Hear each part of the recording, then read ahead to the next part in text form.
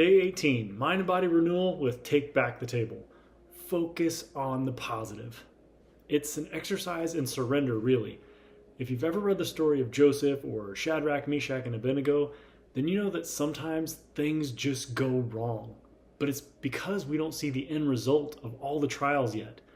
Now, if you focus on the goodness of God, we don't have to worry, because ultimately, as Christians, we win. But as humans, we are bent to focus on the negative.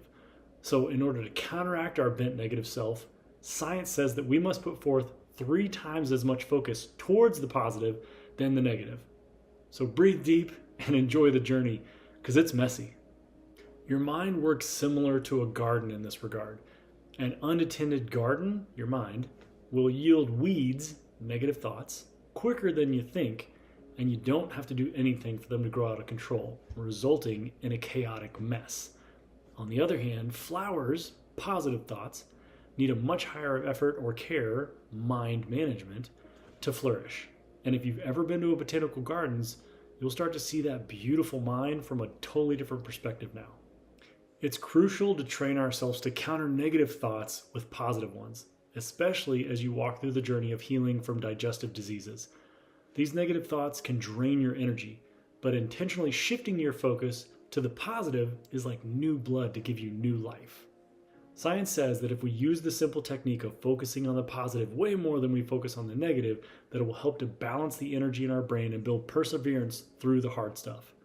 It also helps to release serotonin and dopamine into the body, which promotes healing and focus, helping to reduce anxiety, stress, and inflammation, which, as you're acutely aware of, can ignite or worsen digestive issues. Chronic stress and negativity can increase cortisol, which can disrupt gut health.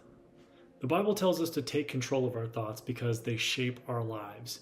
Your thoughts are powerful, and you have the authority to take control of them, especially when it comes to healing. Psalms 34:17 says, "The righteous cry out, and the Lord hears them. He delivers them from all their troubles." When dealing with illness, especially digestive diseases that challenge your body, the Lord is near and will deliver you through the struggles as you align your thoughts and mind with His promises. Centering exercise. Be where your boots are. Be present. Today's exercise is about being fully present. When was the last time you left your cell phone at home? Or you just lived in the moment instead of trying to record it? We are a society of distracted people, but true healing comes from being present and appreciating the now, not regretting the past or dreading the future, but being present right now. Close your eyes and think about a special moment that you had in the past 24 hours. Savor the details of it. Think about how you experienced it with your 5 senses. How did you taste it? How did you touch it? How did you smell it? How did you see it? How did you hear it? And live in those details for a minute. This exercise helps you practice mindfulness, which is important for both mental and physical health. Remember Philippians 4:8? It tells us to savor those moments, focusing on whatever is true, noble, right, pure, lovely, righteous, admirable, excellent, or praiseworthy. Think on those things. By choosing to savor those positive moments, you're aligning your thoughts with what is good and pure, and it's not stealing the joy from today.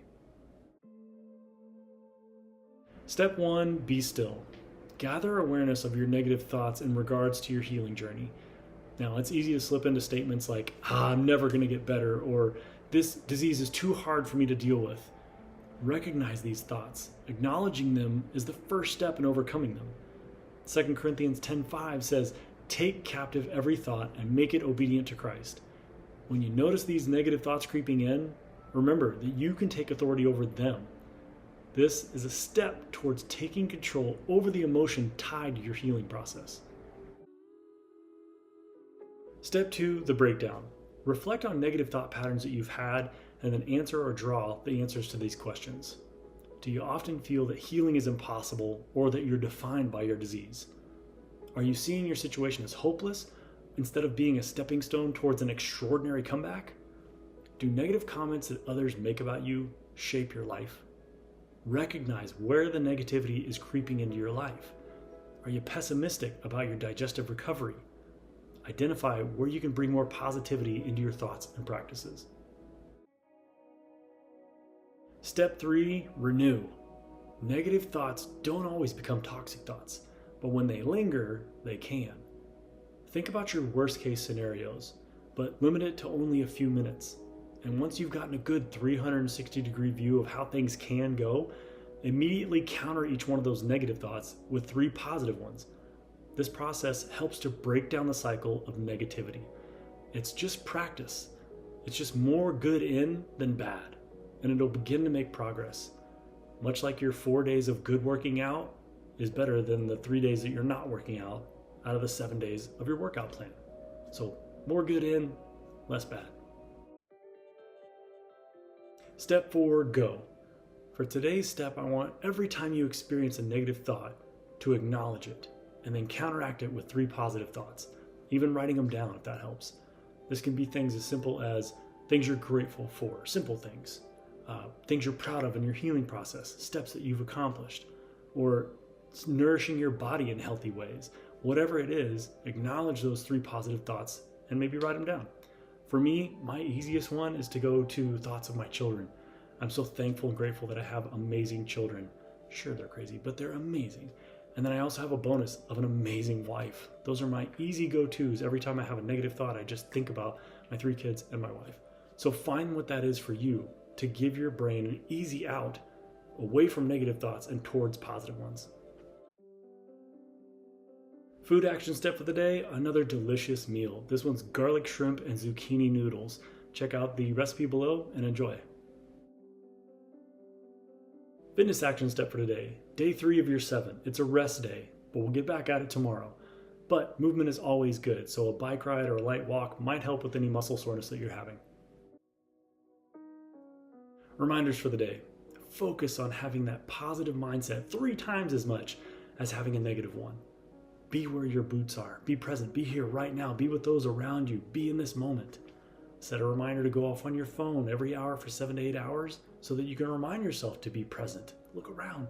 Take in your 5 senses.